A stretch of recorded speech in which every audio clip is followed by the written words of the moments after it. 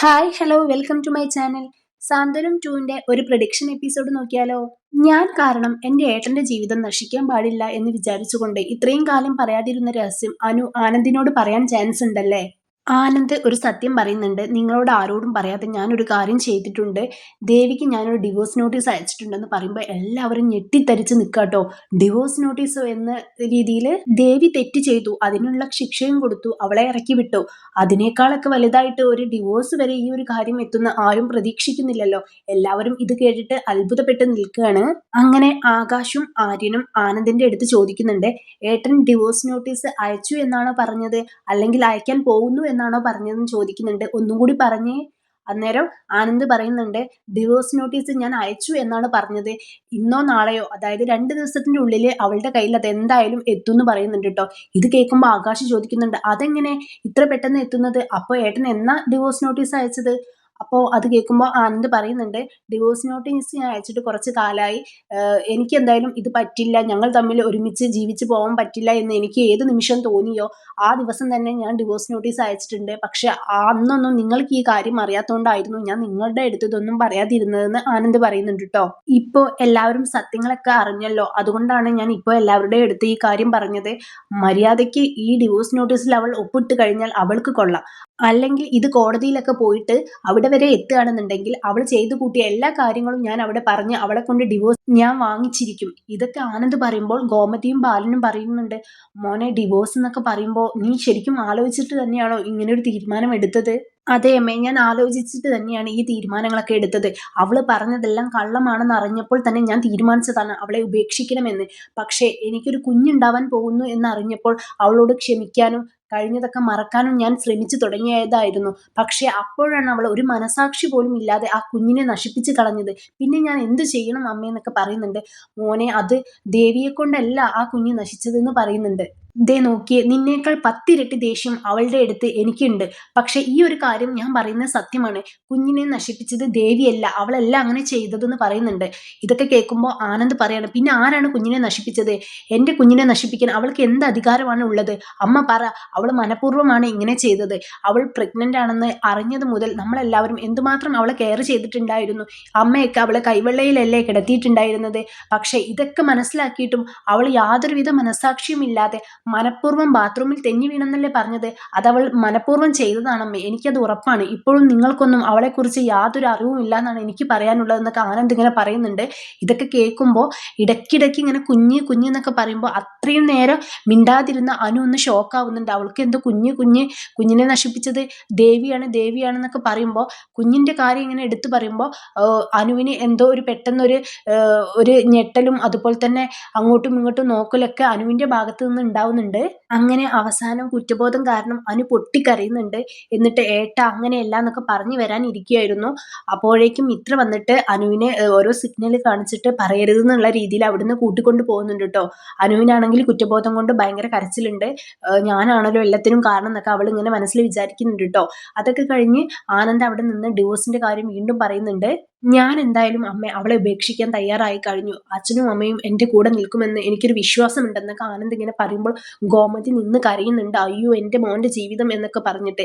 ഇതൊക്കെ കേട്ടിട്ട് അനുവിന് ഭയങ്കര വിഷമാവുകയാണ്. ഗോമതിയുടെ കരച്ചിലും കൂടി കേൾക്കുമ്പോൾ മിത്രയോട് പറയുന്നുണ്ട്, എല്ലാത്തിനും കാരണം ഞാനല്ലേ, ആനന്ദേട്ടനും ദേവി ഏട്ടത്തെയും പിരിയാൻ കാരണം ഞാനല്ലേ എന്നൊക്കെ പറയുമ്പോൾ മിത്ര പറയുന്നുണ്ട്, നീയല്ല കാരണം, എല്ലാത്തിനും കാരണം അലോകാണ്. നീയാണ് കാരണം എന്ന് പറയുന്നത്.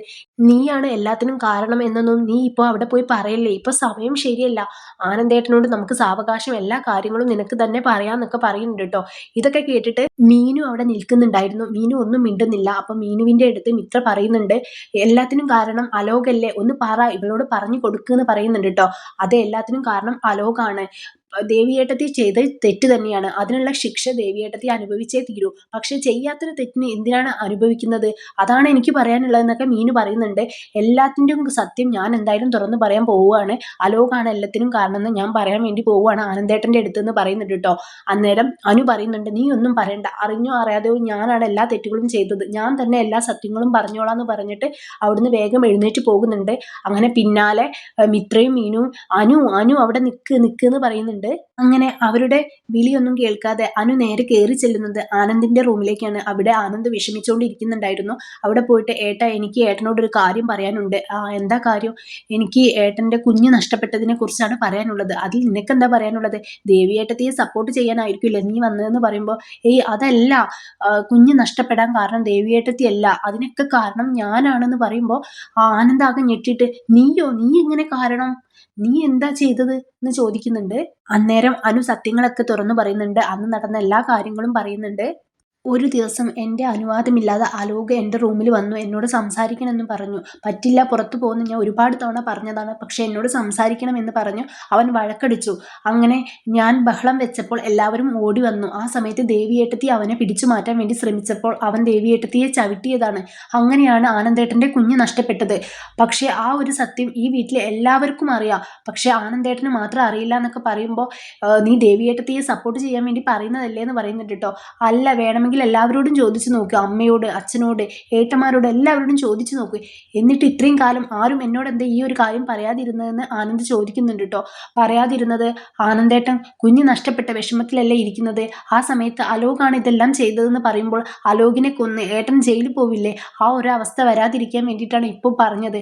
പക്ഷേ ഇപ്പോൾ ഏട്ടനും ഏട്ടത്തിയും പിരിയാനിരിക്കുകയാണ്. അതിനൊക്കെ കാരണം ഞാനാണെന്ന് എനിക്ക് മനസ്സിലായപ്പോൾ എനിക്ക് ഇനിയും ഈ ഒരു തെറ്റ് മനസ്സിൽ വെച്ചുകൊണ്ടിരിക്കാൻ പറ്റുന്നില്ല. ഞാൻ കാരണം നിങ്ങൾ പിരിയരുത് എന്നൊക്കെ പറഞ്ഞ് കരഞ്ഞ് ആനന്ദിന്റെ കാലിൽ വീഴുന്നുണ്ട് അനു. അങ്ങനെ കാലിൽ വീണ അനുവിനെ ആനന്ദ് ആശ്വസിപ്പിക്കുന്നുണ്ട്. ഇത്രയും കാലമായിട്ടും നിനക്കെങ്കിലും ഇതൊന്ന് പറയാൻ തോന്നിയല്ലോ. അപ്പോൾ അന്നേരം ശരിയാണ് ആനന്ദേട്ട, എല്ലാം ചെയ്തത് അലോകാണെന്ന് മീനു അവിടുന്ന് പറയുന്നുണ്ടായിരുന്നു. പിന്നെ സ്വയം കുറ്റം ദേവിയേട്ടത്തി ഏറ്റെടുക്കായിരുന്നു. ആനന്ദേട്ടൻ ജയിലിൽ പോവാതിരിക്കാനും പിന്നെ ആനന്ദേട്ടന്റെ ജീവിതം നശിക്കാതിരിക്കാനും വേണ്ടി ദേവിയേട്ടത്തി എല്ലാം പറയാതിരുന്നതാണ്. അല്ലാതെ കുറ്റം ദേവിയേട്ടത്തിയുടെ അല്ല എന്നൊക്കെ പറയുന്നുണ്ട് കേട്ടോ. ഇനി എന്തായാലും ഏട്ടന്റെ ഇഷ്ടം, ഏട്ടന്റെ ജീവിതമാണെന്നൊക്കെ മീനു പറയുന്നുണ്ട്. എനിക്ക് എന്തായാലും ഇത്രേ പറയാനുള്ളൂ എന്ന്. അപ്പൊ ഇതൊക്കെ കേട്ടിട്ട് ആനന്ദ് അവിടെ ഇരുന്ന് കരയാണ്. ഇനി എന്ത് ചെയ്യണം, ഞാൻ ഇനി എന്ത് തീരുമാനിക്കണം എന്നൊന്നും അറിയാതെ ആനന്ദ് ഭയങ്കരമായിട്ട് കരയാണ്. അങ്ങനെ അതേ സമയം തന്നെയാണ് ദേവിക്ക് അവിടെ ഡിവോഴ്സ് നോട്ടീസ് കിട്ടുന്നതും. അവൾ കരയുന്നു, ബഹളം വെക്കുന്നു. ആ സമയത്ത് അച്യുതൻ പോയിട്ട് ഉദയഭാനുവിനോട് പറയുന്നുണ്ട് പോലീസിൽ കംപ്ലൈന്റ് കൊടുക്കണം, എന്നാൽ മാത്രമേ ബാലനും ആനന്ദും ഇവളെ ഇവിടുന്ന് അങ്ങോട്ട് വിളിച്ചുകൊണ്ട് പോകുള്ളൂ എന്ന് പറയുന്നുണ്ട് കേട്ടോ. അങ്ങനെ ഇത് ഒന്നും അറിയാതെ വേഗം പോയിട്ട് ശ്രീകല പോലീസിന് കംപ്ലൈന്റ് കൊടുക്കുന്നുണ്ട്. അങ്ങനെ പോലീസുകാർ വന്നിട്ട് ആനന്ദിനെ, ബാലനെ, ഗോമതിയെ, ആകാശിനെ, ആര്യനെ, അതുപോലെ തന്നെ മിത്രയെ, അനുവിനെ എല്ലാവരെയും ഗാർഹിക പീഡനം, സ്ത്രീധന പീഡനം എന്നതിന്റെ പേരിൽ കേസെടുത്ത് എല്ലാവരെയും അറസ്റ്റ് ചെയ്തിട്ട് ജയിലിൽ അടയ്ക്കുന്നുണ്ട്. ആ ഒരു സമയത്ത് ഇതും കൂടി ആയപ്പോൾ ആനന്ദിന് ദേഷ്യം കൂടി. അവളോട് ഇതുവരെ ഉണ്ടായിരുന്ന ദേഷ്യത്തിനേക്കാൾ 10 ഇരട്ടി ദേഷ്യമായിട്ട് മാറി. അതോടുകൂടി അവൻ തീരുമാനിച്ചു, ഇനി എന്തായാലും ദേവിയെ ഉപേക്ഷിച്ചേ മതിയാവൂ, ഡിവോഴ്സ് ഇനി എന്തായാലും ചെയ്യണം എന്ന് അവന് തോന്നിയിട്ടോ. അങ്ങനെ അവൻ ഡിവോഴ്സ് ചെയ്യണമെന്ന് തീരുമാനിച്ചിരിക്കുമ്പോഴാണ് വീണ്ടും നമ്മളെ ദേവി വീണ്ടും പ്രഗ്നന്റ് ആവുന്നത്. എന്തായാലും ഇതൊക്കെ നടക്കുകയില്ലെന്ന് നമുക്ക് എന്തായാലും കണ്ടറിയാം. തമിഴിൽ എന്തായാലും മീനുവിനെ മാത്രം അറസ്റ്റ് ചെയ്യുന്നില്ല, ബാക്കി എല്ലാവരെയും അറസ്റ്റ് ചെയ്യുന്നുണ്ട്. അതൊക്കെ കഴിഞ്ഞ് വീണ്ടും നമ്മളെ ദേവി പ്രഗ്നന്റ് ആവുന്നുണ്ട്. ഇതൊക്കെ മലയാളത്തിലും വരുമെന്ന് നമുക്ക് കാത്തിരുന്ന് കാണാം. അപ്പോൾ ആരെങ്കിലും എൻ്റെ ചാനൽ സബ്സ്ക്രൈബ് ചെയ്യാതെയാണ് കാണുന്നതെങ്കിൽ ഒന്ന് സബ്സ്ക്രൈബ് ചെയ്ത് സപ്പോർട്ട് ചെയ്യാൻ മറക്കരുത്. ഇതുപോലുള്ള റിവ്യൂസിനായിട്ട് ഈ ചാനൽ ഒന്ന് ഫോളോ ചെയ്യുക. ബൈ.